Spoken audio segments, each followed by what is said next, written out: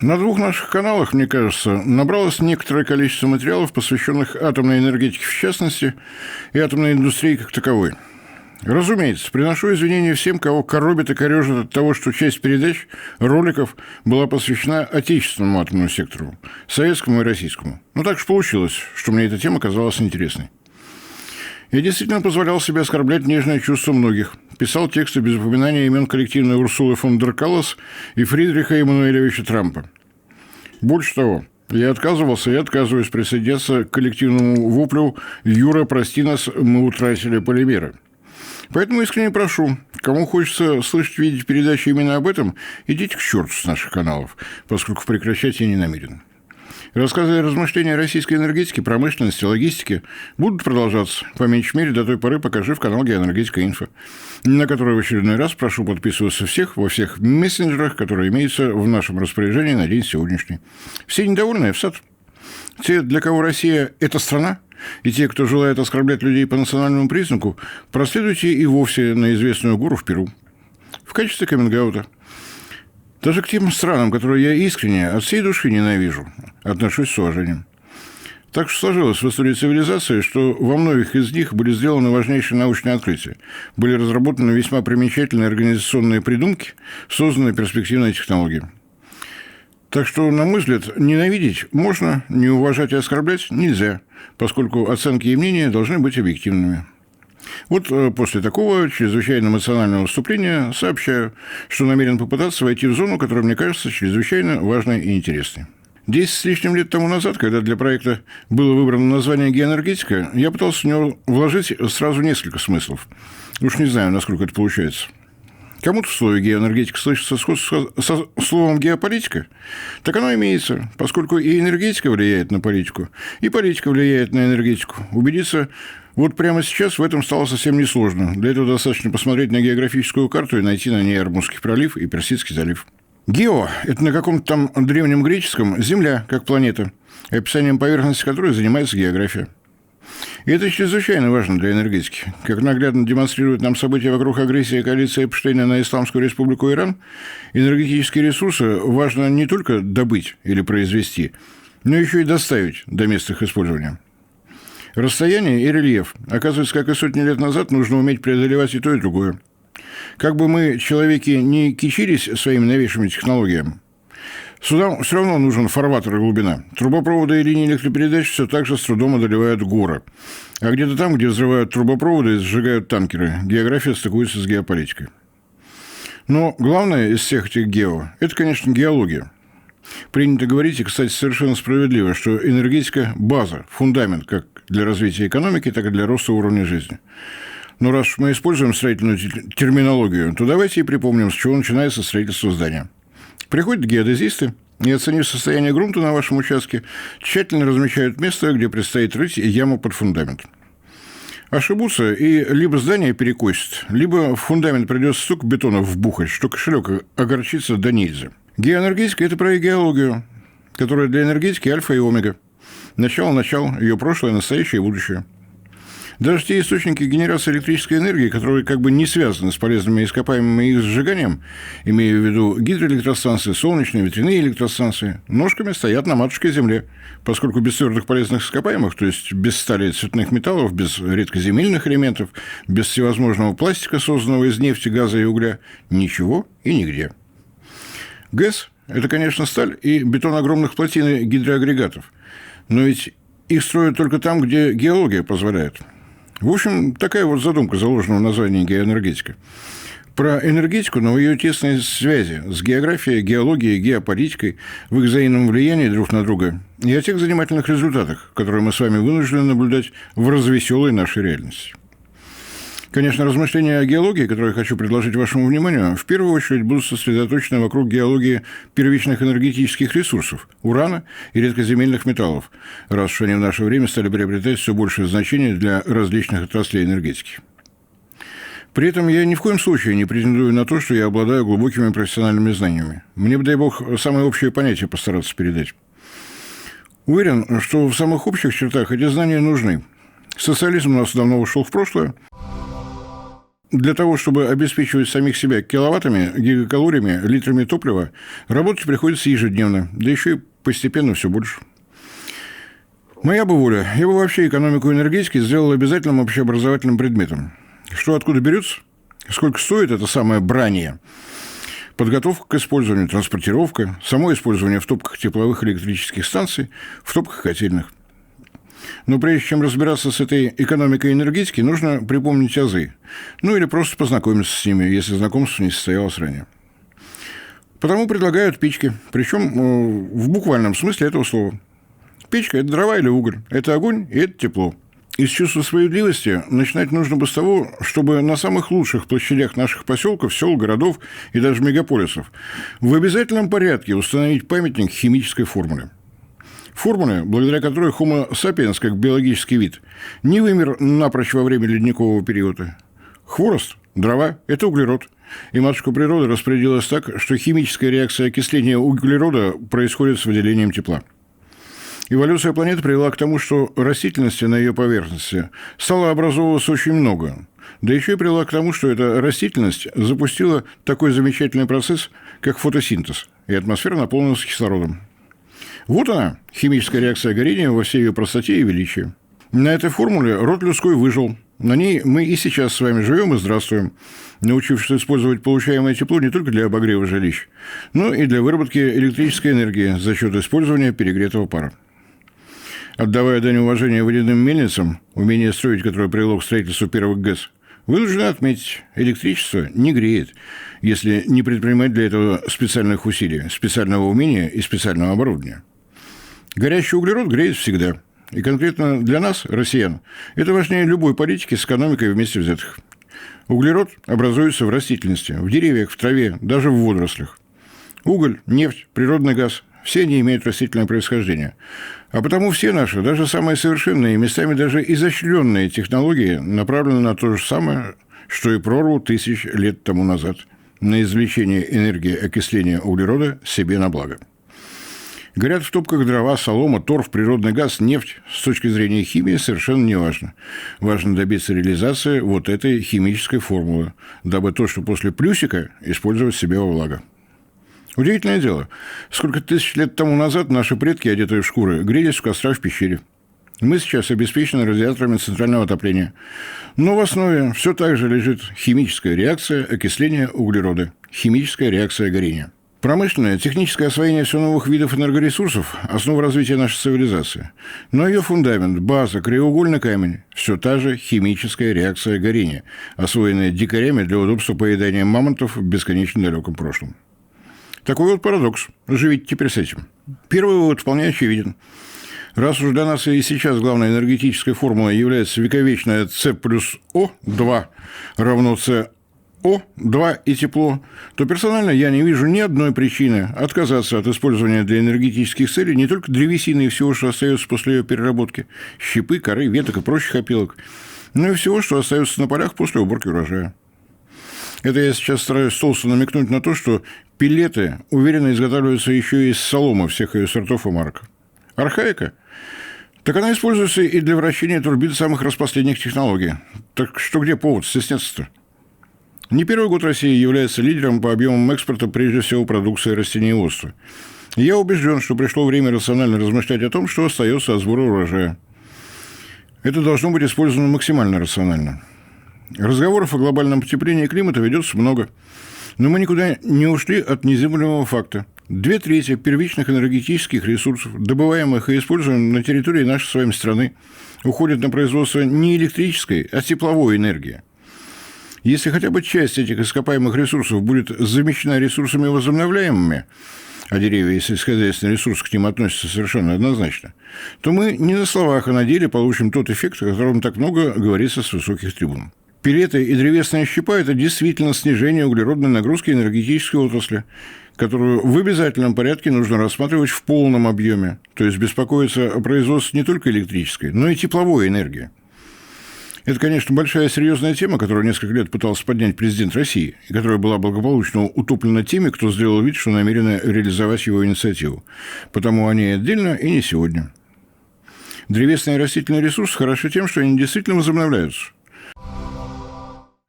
Но первым энергетическим ресурсом, который обрел экономический, технологический смысл, был и остается уголь. Мировая статистика на сегодняшние дни.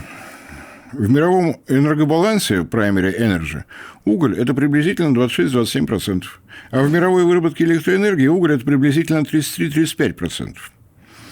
Различие, думаю, даже интуитивно понятно. Уголь используется не только для выработки электроэнергии. Огромные потоки идут в металлургию, на производство промышленного тепла и пара, туда, где это технологически необходимо, и на коммунально-бытовое и просто бытовое, то есть частное отопление. Значок «приблизительно равен» тоже не случайен. Во-первых, существует несколько систем подсчета. А во-вторых, точных данных просто нет. В этом отношении наша Россия, пожалуй, самый яркий пример. Так сложилось благодаря двум гениальным организационным решениям. Ликвидация Министерства ЖКХ и распродажа котельных в частные руки. Это просто блеск. Да, для особо придирчивых. В Советском Союзе именно Министерства ЖКХ не было, но имелся Государственный комитет по ЖКХ, который и ликвидировали, или, как принято говорить на чиновничьем новоязе, преобразовали, создав в ноябре 1991 года Министерство архитектуры, строительства и ЖКХ. Далее проблемы ЖКХ жонглировали как горячей картошкой. Им занимались Госстрой, Росстрой, Минрегион, а в 2013 году миграция завершилась созданием кадавра под названием Министерство строительства и ЖКХ. Итог известен. В соответствующем департаменте в наличии 35 человек по штатному расписанию. Потому что не то, что объема угля, у нас и количество котельных никому точно неизвестно. А про частный сектор говорить-то не приходится. Причина? Электроэнергию и первичные ресурсы для ее генерации учитывать куда как проще. А генерация тепла по своей физической природе локальна. Или, если угодно, фрагментарна. И это практически универсально для всех развивающихся стран, если они по территории крупнее какой-нибудь очень средней европейской страны. Это не только постсоветские страны. Страны Азии, Африки, Латинской Америки. Не могу расстаться с подозрением о том, что в небольших поселках Лапландии, Канады, Аляски климат покрывает любые соображения. Кто топится соляркой, кто углем, кто доской. Удобный термин известен – серая зона. Она растет, если государство поднимает налоги. Небольшим, а то и вовсе нелегальным компаниям поставлять уголь за наличное – да милое дело. Разумеется, эти размышления касаются далеко не только России. Уверен, что многим из вас, уважаемые зрители и слушатели, не раз и не два попадались на глаза истории о нелегальных угольных шахтах в развивающихся странах. Добывают, поскольку есть спрос. Используют для отопления и для бытовых нужд. Во многих регионах планеты по той простой причине, что ничего более подходящего в свободном доступе и по умеренным ценам нет. То, что я нехорошо отношусь к зеленой энергетике, я никогда не скрывал. Но как-то упустилось внимание, что это субъективное мнение должно быть обоснованным. Давайте попробуем именно это сегодня и сделать. Надеюсь, тогда будет понятнее мое уважительное отношение к черному королю подземного мира, к углю. Ничего доходчивее, чем числа, в таких случаях быть не может, потому несколько табличек. С данными за 2024 год, поскольку за 2025 их пока так окончательно и не подвели. Дребезг в данных все равно есть. Нет на планете ни одной международной организации, которая бы взяла на себя ответственность за статистику всего, что связано с электроэнергетикой. На всякий случай, если кто-то решит самостоятельно перепроверить, сообщаю об источниках. Международное агентство по возобновляемой энергетике. Англоязычный вариант ИРНА – International Renewable Energy Agency. Оно старается собирать все данные по ветроэлектростанциям, солнечным электростанциям, гидро- и гидроаккумулирующим электростанциям. Институт энергетики, он же ЭИ, Energy Institute, это наследник BP, которая вела свои знаменитые BP Statistical Review. Огромные массивы стат-данных по нефти, газу, углю, атому и электроэнергии как таковой. Global Energy Monitor, с великолепным переводом ее названия как «Глобальный энергетический монитор». Неправительственная организация, созданная в США в 2007 году, ведет базы по всем типам электростанций – угольным, газовым и возобновляемой энергетике. В атомную энергетику не заходит. Управление энергетической информацией США, подразделение тамошнего Минэнерго, оно же ЭИА – Energy Information Agency. Как баз данных не высший класс, зато хорошие расчеты по топливу и его использованию в электроэнергетике. И, конечно, вполне традиционные тяжеловесы. МЭА, Международное энергетическое агентство, МАГАТЭ и Всемирная ядерная ассоциация. Использовать русскую аббревиатуру, последней из названных, лично я отказываюсь. В дальнейшем будет только английский вариант – World Nuclear Association. Из двух вариантов – ВИА и ВНА. Я выбираю последнее. Сугубо личное предпочтение. Все желающие могут пользоваться вот этим мяу, или как оно там правильно. Вроде бы никого не забыл. Предлагаю полюбоваться полученными результатами. Расхождение по солнечным электростанциям в связи с тем, что в разных базах учитывают то по постоянному току, то по переменному. В графе «Проще» электростанции дизельные, мазутные, геотермальные и приливные и так далее. Вариантов много, перечислять по отдельности не вижу смысла. Время бить в колокола, зеленый переход на марше, поскольку доля ГЭС, СЭС и ВЭС превышает показатели традиционной тепловой генерации. Для кого-то все именно так. Но ведь против физики идти себе дороже. Никаких фокусов. Все дело в коэффициенте установленной мощности, в количестве часов, в течение которых оборудование той или иной электростанции работает, генерируя электроэнергию. Работает 100 часов из 100 возможных, значит, КИУМ 100% и есть. Работает 1 час из 100, следовательно, КИУМ 1%. КИУМ традиционно усредняют погоду, чтобы получать объективную оценку, потому формула учитывает количество часов в невисокосном годе – 8760. С учетом КИУМ итоговая таблица генерации выглядит следующим образом. Надеюсь, наглядно. Атомные электростанции – 4% установленной мощности и 9% выработки. Уголь – 23% мощности и 34% выработки. Солнечные электростанции – 20% мощности и 7% выработки. Берем типовой атомный блок мощностью 1000 мегаватт, который с учетом коэффициента использования установленной мощности за год дает 7884 гигаватт-часа выработки. Для такого же объема генерации с учетом коэффициента использования установленной мощности требуется от 1,5 до 1,8 гигаватт мощности угольных электростанций, от 1,5 до 2 гигаватт газовых, от 3 гигаватт до 3,5 гигаватт ветровых и от 5 до 6 гигаватт солнечных. Читаем очередной бравый репортаж про очередную солнечную электростанцию и делим на 5. Получим необходимую для замены атомную мощность. Делим на 3,5, получаем угольную мощность. Делим на 4,5, получаем газовую мощность. В качестве примера, в Ставропольском крае введена в эксплуатацию и работает Старомарьевская СЭС установленной мощностью 100 мегаватт. Красиво прозвучало? Для ее замены потребовалась бы угольная электростанция мощностью 25-30 мегаватт. Угольная, которая на радость диспетчерам, не зависит от погоды. Вечером 15 января она будет выдавать в сеть все те же киловатт-часы, что и в полдень 15 июля. Солнечная. Предлагаю самостоятельно подумать, что там и как с ее выработкой в те же даты и в те же часы. Здесь мне очень хочется добавить слово «ненавижу», но я ведь корректен, а потому этого, конечно, не делаю. Надеюсь, все заметили. Ну, а если без эмоций, то по доле выработки электроэнергии очевидно, что путешествие в недра планеты, то есть знакомство с геологией первичных ресурсов, логично начинать именно с угля. Табличку с экрана уже убрали, но проговорю еще раз баланс ресурсов по выработке электроэнергии.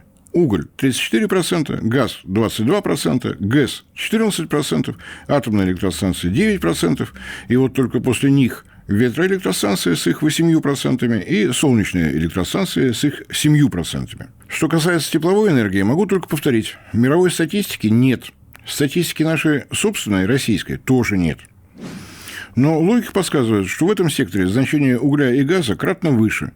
Не используется почти нигде тепловая энергия атомных электростанций, а гидро-, ветро- и солнечные электростанции ее просто не вырабатывают. Потому так уж сложилось. За неимением гербовой пишем на простой. Но и данных только по электрической энергии вполне достаточно для того, чтобы оценить главную мифологему адептов зеленой энергии. Требуется все непременные как можно быстрее избавиться от угля. Он же черный, а мы все поголовно обязаны быть зелеными, потому ату его. Заранее предупреждаю. Анализ реальных чисел показывает, что этот постулат уместен где угодно, только не на планете Земля.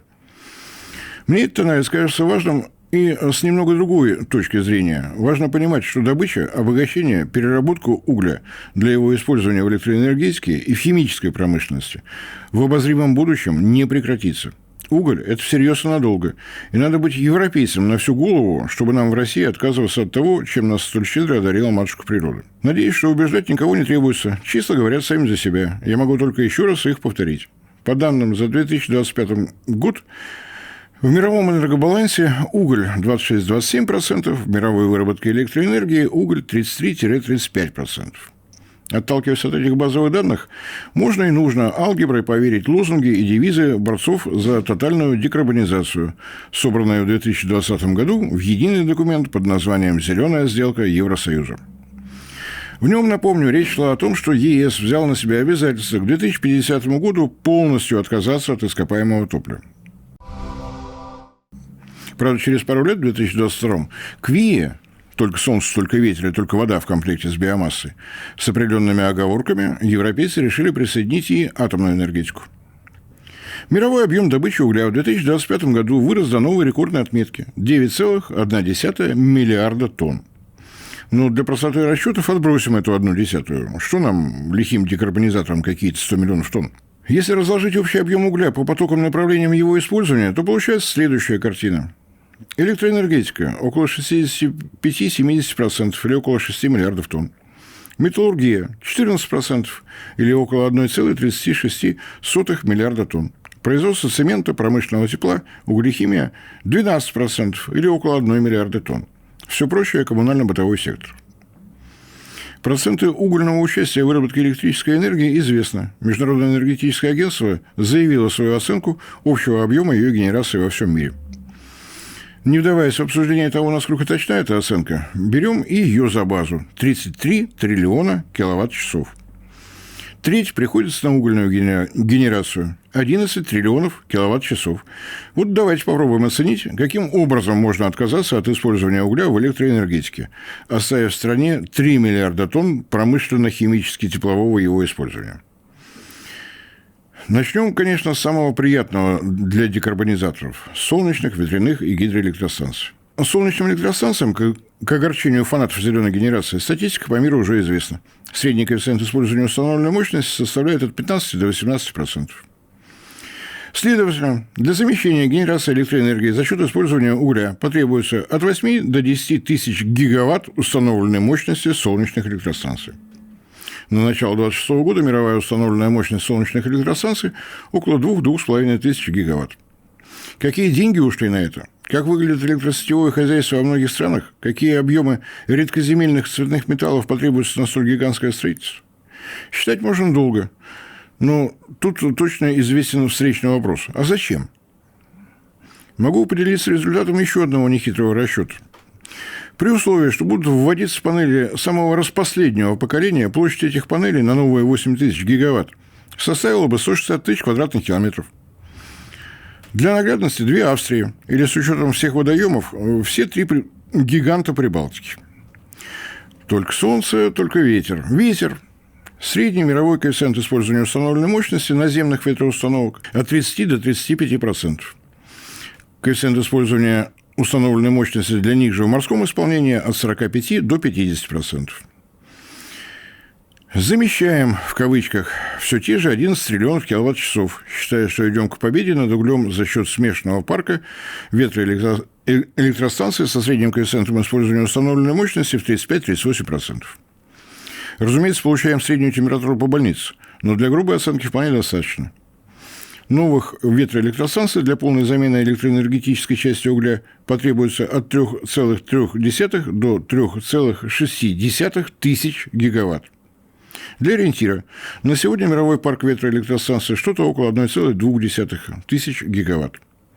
С вашего позволения, без комментариев, поскольку все слова, касающиеся солнечных электростанций, сейчас можно просто повторить. Обратите внимание, это не я касаюсь всего, что связано со стабилизацией работы климатозависимой генерации, объединенной в энергосистемы, поскольку все, что связано с системами накопления энергии последних технологических поколений, тема для отдельного большого разговора. Третий вариант – гидроэлектростанции. Они, как известно, значительно более предсказуемые, чем солнечные и ветровые, но зависимость от климата для них не исчезает полностью. Необходимы периоды накопления воды в водохранилищах. А это не позволяет поднять коэффициент использования установленной мощности для ГЭС выше средних по планете 45-50%. Усредняем до 47%. Мы ведь за среднюю по больнице боремся. Формула расчета не меняется, собственно говоря. В гигаваттах получаем. Уточняю, что 8760 – это количество часов в невисокосном годе. Что такое для наглядности? Крупнейшая ГЭС планеты, знаменитая китайская Три ущелья, имеет 22,5 гигаватт мощности. Строим еще сотню таких же и прыгаем на одной ножке. Ура, ура, мы сбежали от угля. Надеюсь, комментарии не требуются. Это просто еще один утопический вариант, который я предлагаю зачесть в мою условную копилку. Все в порядке, мы с углем, а уголь с нами. Двигаемся дальше. Четвертый вариант – атомная электростанция. Поскольку, как нас уверяют досужие журналисты и политики, на дворе тотальный атомный ренессанс, с чем не соглашается МАГАТЭ, поскольку в реальности все прозаично. Кукареку слышим, реальных действий видим минимум минорум, причем практически полностью только в исполнении России и Китая. Впрочем, речь ведь не об этом, а о проверке иллюзий сухой арифметикой. Для атомных электростанций коэффициент использования установленной мощности по миру куда как выше, чем у трио «Солнце, ветер и вода» – от 85 до 90%. Усредняем до условных 87,5%. И все та же формула позволяет получить оценку – 1435 гигаватт.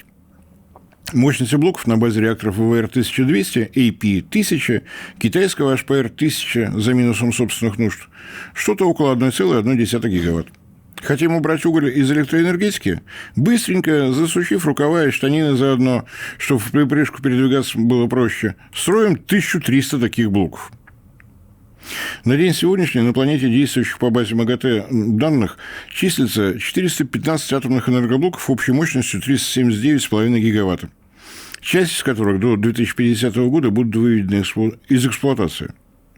Атомная 25-летка, если она внезапно состоится на всей планете разом, потребует увеличить добычу урана с нынешних 60 тысяч тонн в год, где-то так до 230 тысяч тонн. Разумеется, под такое веселье будут легко и непринужденно в 4 раза увеличены мощности по обогащению, поскольку каскады газовых центрифуг – это ведь легко и просто.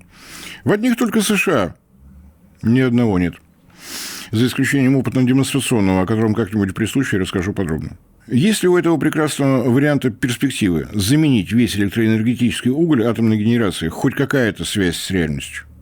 При всем моем уважении к атомной энергетике, даже признаки таковой отсутствуют напрочь. База ПРИС, официальная от МАГАТЭ, на сегодня в стадии строительства 65 атомных энергоблоков на общую мощность 70 гигаватт. 20 лет упорного труда по строительству самих атомных электростанций, по наращиванию добычных проектов, по строительству обогатительных заводов. Теоретически возможно, но только на планете, где ни войн, ни катаклизмов, ни бурь. Практически просто невозможно. Замечу, что все перечисленные варианты не решают проблему, которая для России была, есть и остается куда более важной, чем наращивание генерации электрической энергии. Я, конечно же, про тепловую энергию. Поэтому на всякий случай рассмотрим варианты замены 11 тысяч гигаватт-часов на угле на генерацию за счет природного газа. Это пятый вариант.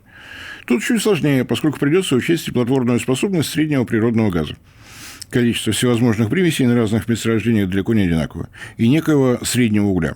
Не буду утомлять. При КПД современных парогазовых установок 60-62%, но без учета расходов на производство тепла, планете потребуется дополнительно добывать и использовать 2 триллиона кубометров природного газа в год. Итоги 2025 года известны. Мировая добыча составила солидные 4,2 триллиона кубометров. Кажется, что вполне реально. Но с точки зрения логистики и хранения газа это точно не уголь. Вот, к примеру, годовая транзитная мощность системы магистральных газопроводов Центральная Азия и Китай – 50 миллиардов кубометров. Это пример просто потому, что считать удобно, поскольку для доставки до конечных потребителей 2 триллионов кубов газа потребуется 40 таких газопроводных систем. Бред? Бред. Но есть же еще вариант СПГ, которому трубы нужны только от месторождений до заводов. Конечно, а как же? Рабочая площадка СПГ-индустрии – танкеры-газовозы по 70 тысяч тонн грузовместимостью, что в пересчете на обычное состояние газа 100 миллионов кубометров. Для доставки дополнительных 2 триллионов кубометров потребуется дополнительно 20 тысяч рейсов этих лошадок в год. В духе первых пятилеток. Экоактивисты на судостроительный завод, климатические активисты шагом арш на металлургические комбинаты и на заводы по производству оборудования для СПГ-отрасли. Госплан, работающий на нужды земного шара, глядишь бы, и справился, но отдел фантастики на другом этаже.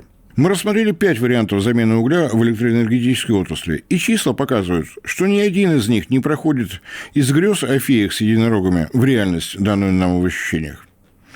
Но уровень зеленого разжижа в мозгах западных обывателей и политиков настолько высок, что уже перехлестывает через край.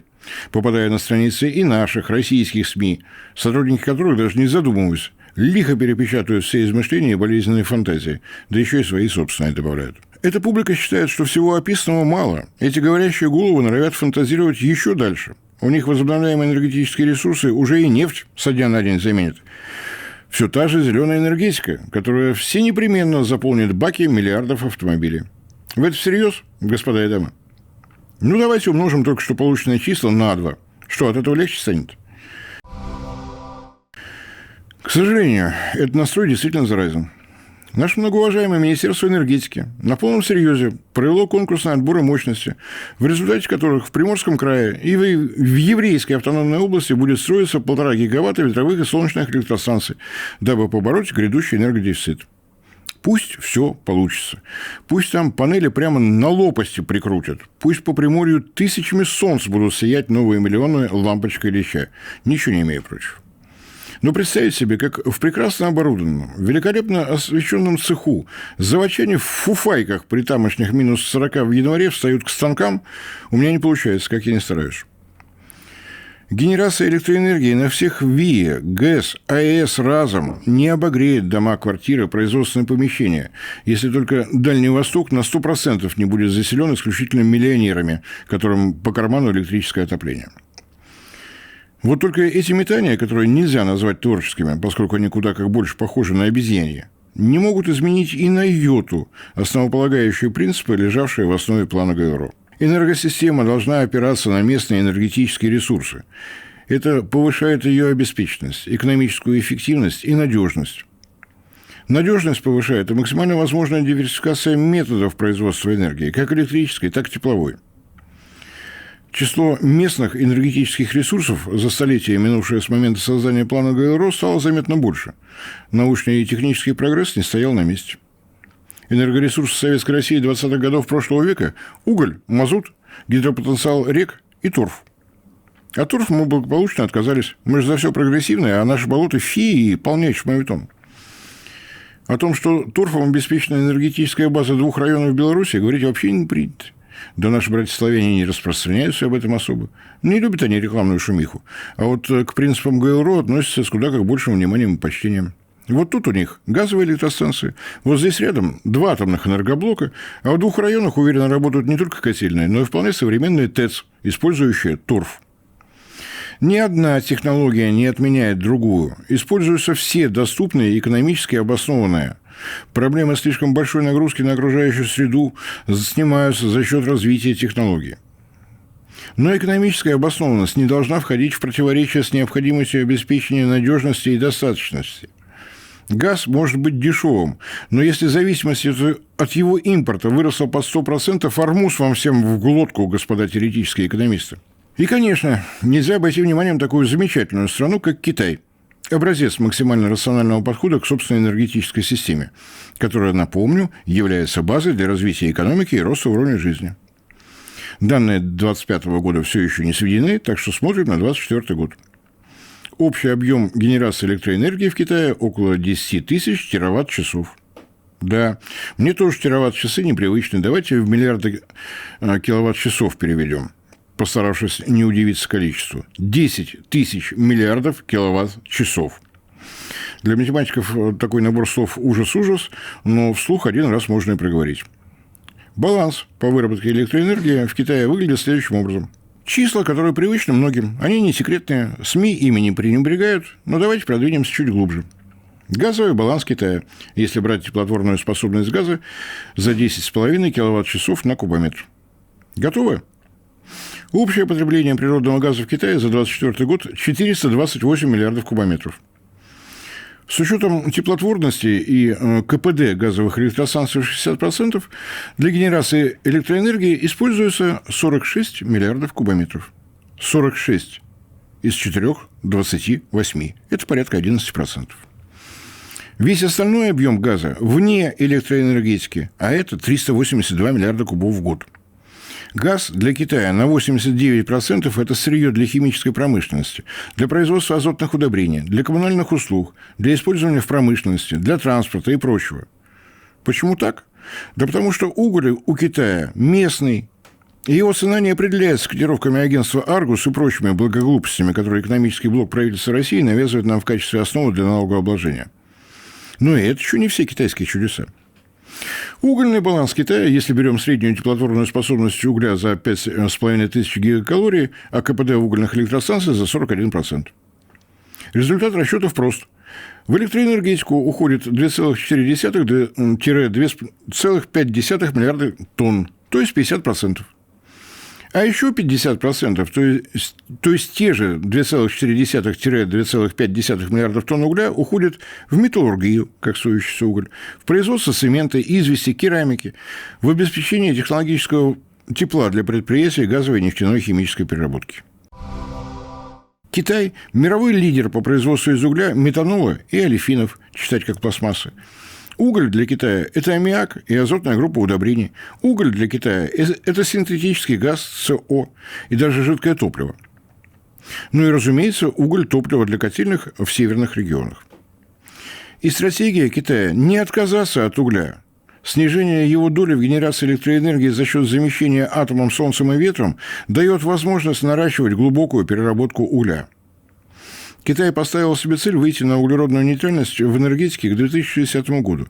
Но это ни разу не означает, что он снизит объемы добычи угля, поскольку для госплана Китая уголь – универсальный стратегический ресурс.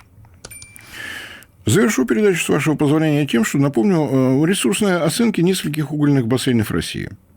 Печорский, Воркута и Инта – около 200 миллиардов тонн.